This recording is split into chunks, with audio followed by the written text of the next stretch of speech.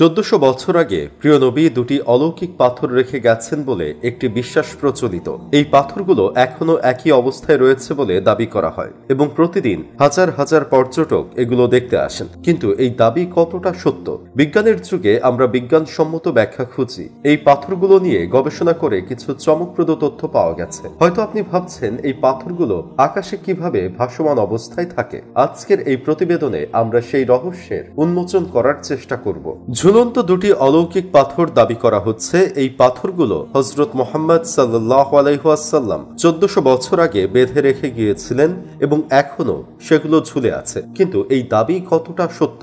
আসলে এই ঝুলন্ত পাথর নিয়ে বিভিন্ন মতবাদ রয়েছে। আধুনিক বিজ্ঞান যেভাবে পবিত্র কোরআনের বিভিন্ন বিষয়কে ব্যাখ্যা করেছে, ঠিক সেভাবেই তারা এই পাথরের রহস্য উন্মোচন করেছে। বিজ্ঞানীদের গবেষণা অনুযায়ী এই পাথরগুলো আসলে কোনো অলৌকিক ঘটনার ফল নয়, বরং এটি মানুষের দক্ষতার একটি নিদর্শন। তবে বিজ্ঞানীরা কিভাবে এই রহস্য উন্মোচন করেছেন তা জানতে আপনাকে অবাক হতে হবে। আজকের এই ভিডিওতে আমরা আপনাকে এই অলৌকিক পাথরের আসল রহস্য সম্পর্কে জানাবো। বিজ্ঞানীদের এই আবিষ্কার আপনাকে অবাক করে দেবে। অনেকের ধারণা প্রিয় নবী হযরত মুহাম্মদ সাল্লাল্লাহু আলাইহি ওয়াসাল্লাম 1400 বছর আগে কুদরতিভাবে দুটি পাথরকে বেঁধে রেখে গেছেন, যা আজও শূন্যে মাঝখানে ঝুলে আছে। বাংলাদেশের অনেকেই একে অলৌকিক ঘটনা হিসেবে মনে করেন। এই পাথরকে কেন্দ্র করে নানা কল্পকাহিনীও প্রচলিত আছে। কেউ কেউ একে আল্লাহর এক অলৌকিক নিদর্শন হিসেবেও দেখেন। আল্লাহ তাআলা মাত্র 6 দিনে এই বিশ্ব সৃষ্টি করেছেন। তিনি তার শক্তি ও ক্ষমতা প্রদর্শনের জন্য বিভিন্ন নিদর্শন সৃষ্টি করেছেন। এই নিদর্শনগুলো আমাদেরকে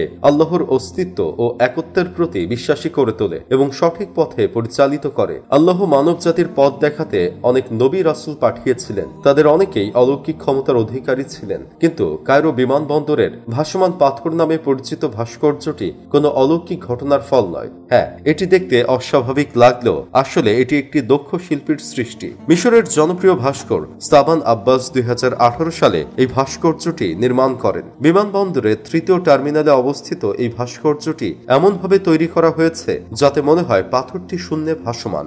সামাজিক যোগাযোগ মাধ্যমে এই ভাস্কর্যটিকে নিয়ে অনেক মিথ্যা তথ্য ছড়ানো হয়েছে, যেমন এটি হাজার বছর ধরে ভাসমান আছে। কিন্তু সত্য হলো এটি একটি ফাইবার দিয়ে তৈরি শিল্পকর্ম।